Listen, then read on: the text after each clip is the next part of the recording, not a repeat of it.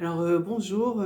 Aujourd'hui, je viens vers vous avec une formule où je vais vous présenter comme ça plusieurs livres.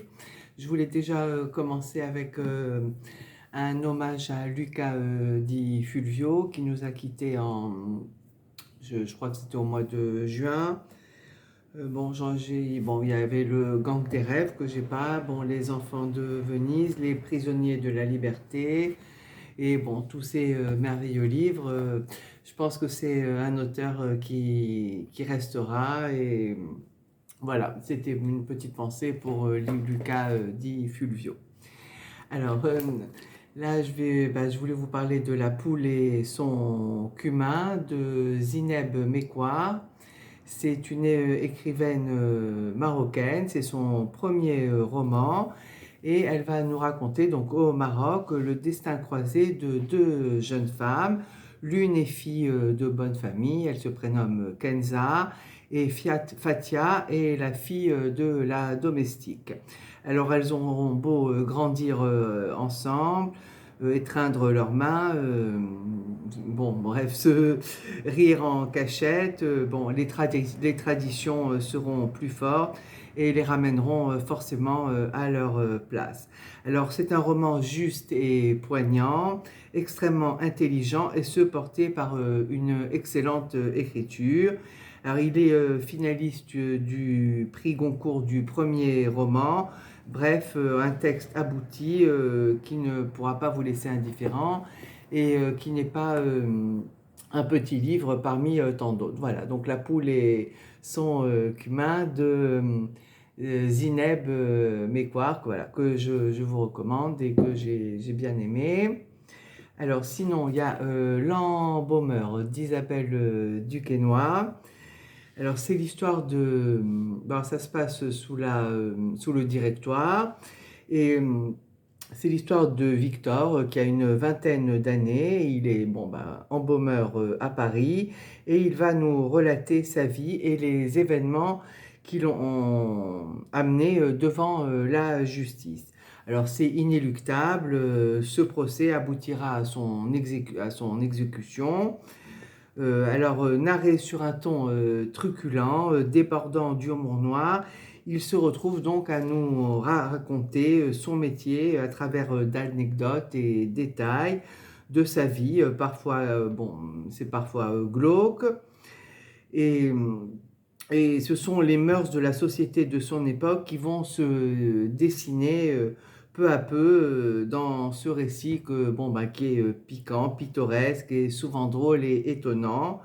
Alors bon, oubliez vos repères contemporains et laissez-vous entraîner dans cette plongée captivante de cette fin du XVIIIe siècle. Voilà, un excellent livre, une très très belle écriture, L'embaumeur, donc d'Isabelle Duquesnoy. Alors sinon, il y a la suite, c'est la Paqueline. Alors la Paqueline, c'est la maman de Victor. Et là, Isabelle Duquesnoy nous livre le portrait d'une mère abominable, on se surprendra malgré tout à aimer. Alors c'est écrit aussi dans une langue époustouflante, entre préciosité du 18e et des mesures... moi j'ai mis rabelaisien, ça fait peut-être un peu trop. Et alors pareil, hein, laissez-vous emporter par par cette peau de vache dotée d'un instinct de survie plus développé que son instinct maternel. Bon, je pense que je vous ai bien résumé le personnage. Ceci dit, voilà, ces deux livres sont de vrais petits bijoux. Donc, je vous les recommande. Alors, Ivy de Suzy Yang.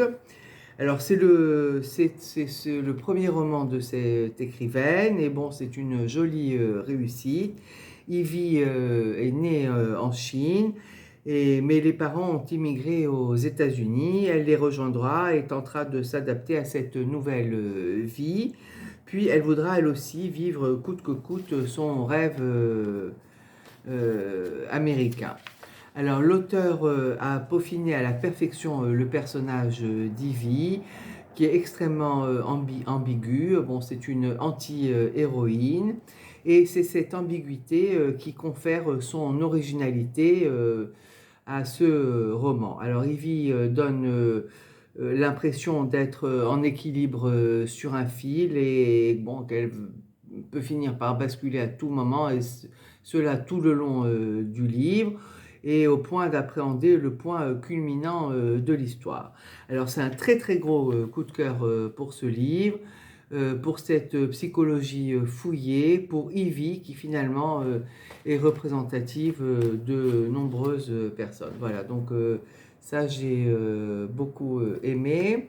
Alors sinon il y a les fêlures de, de Barbara. Bon, j'ai quand même pris des petites notes, hein. Les fêlures de Barbara Abel. Alors bon, alors j'ai, pour le coup, avec celui-ci, j'ai trouvé qu'elle a dévié de ses précédents thrillers, fini le trash, le noir, les suspens haletants. Elle va nous raconter l'histoire de Martin et Roxane qui se connaissent et s'aiment. Et voilà pourtant qu'on va les retrouver, on retrouvera le couple suicidé. Alors, qui a poussé ce couple à se donner la mort? L'auteur dissèque les abysses de deux êtres cabossés, meurtris par leur enfance. Alors, on va chercher la victime, le bourreau. C'est un livre diaboliquement efficace, avec une psychologie travaillée avec minutie. Voilà. Donc les fêlures de Barbara Abel. Voilà. Bah, c'était pour la petite rétrospective du moment. Voilà. Sur ce, je ne peux que vous souhaiter de bonnes lectures. Et je vous dis à bientôt pour une prochaine présentation.